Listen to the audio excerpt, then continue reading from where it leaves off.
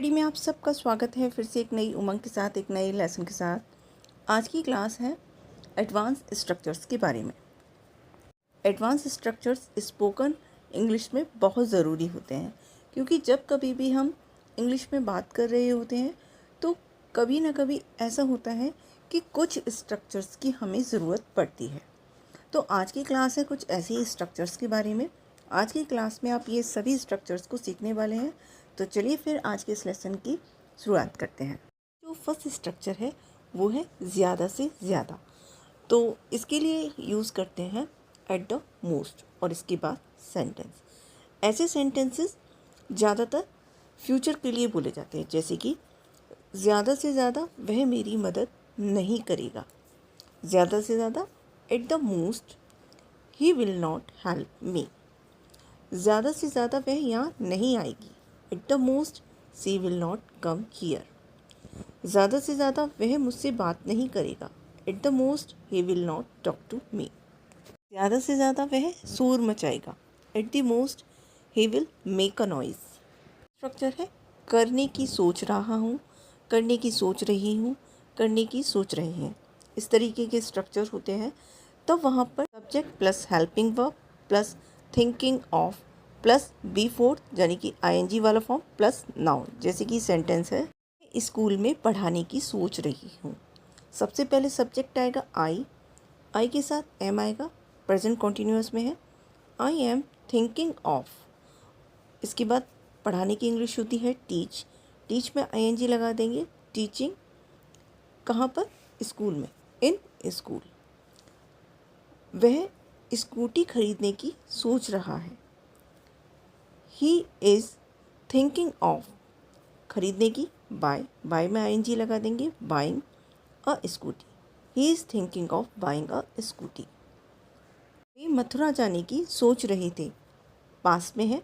Subject आएगा दे के साथ वर आएगा। दे वर थिंकिंग ऑफ।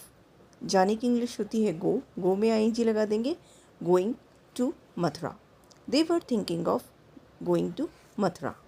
हम मूवी देखने की सोच रहे थे। We were thinking of movie देखने की। वॉच में आईएनजी लगा देंगे, वॉचिंग मूवी।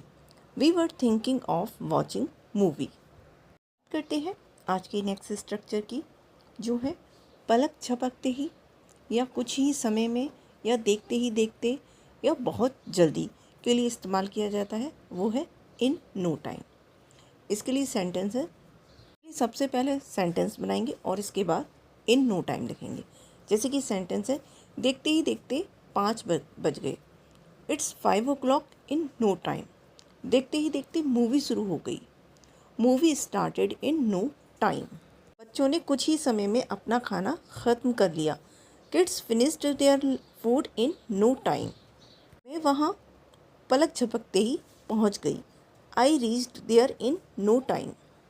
ही देखते बच्चे बड़े हो गए। Children grew up in no time. बात करते हैं आज की नेक्स्ट स्ट्रक्चर की, जो है बिल्कुल सही समय पर। इसको इंग्लिश में बोलेंगे ऑन द डॉट। जैसे कि सेंटेंस है। इसके लिए सबसे पहले सेंटेंस और इसके बाद ऑन द डॉट। जैसे कि वह बिल्कुल सही समय पर स्कूल पहुंचा। ही reached school on the dot. अभी अभी खाना परोसा है, तुम बिल्कुल ठीक समय पर आए हो। I have served food right now. You have come on the dot. समय पर अपनी योजनाओं को लागू करना चाहिए। You must implement your plan on the dot. Movie सही समय पर शुरू हो गई। Movie started on the dot. बात करते हैं आज के नेक्स्ट स्ट्रक्चर की, जो है गलती से भी। इसको इंग्लिश में कहेंगे इवन बाय मिस्टेक। ज़्यादातर नेगेटिव सेंटेंस के लिए यूज़ होगा। इसके लिए सबसे पहले सेंटेंस और लास्ट में इवन बाय मिस्टेक लगाएंगे। फॉर एग्ज़ाम्पल, गलती से भी उसे फ़ोन मत करना। Don't call him even by mistake. गलती से भी मेरे फ़ोन को मत छूना। Don't touch my phone even by mistake. यहाँ गलती से भी मत आना। Don't come here even by mistake. इसे दोबारा गलती से भी मत करना। Don't do it again even by mistake. ये नेक्स्ट स्ट्रक्चर की जो है येट टू बी। इसे तब यूज़ किया जाता है जब सेंटेंस ऐसे बोलना हो, ये होना बाकी है, काम होना बाकी है, खाना बाकी है, तब इसका यूज़ किया जाता है। इसके लिए सबसे पहले ऐसे सेंटेंसेस में सब्जेक्ट नहीं होता तो वहाँ पर ऑब्जेक्ट होता है। तो object plus ping verb plus yet to be plus V third. For example, पौधों में पानी देना अभी बाकी है। Plants are yet to be watered. कपड़े धोना अभी बाकी है।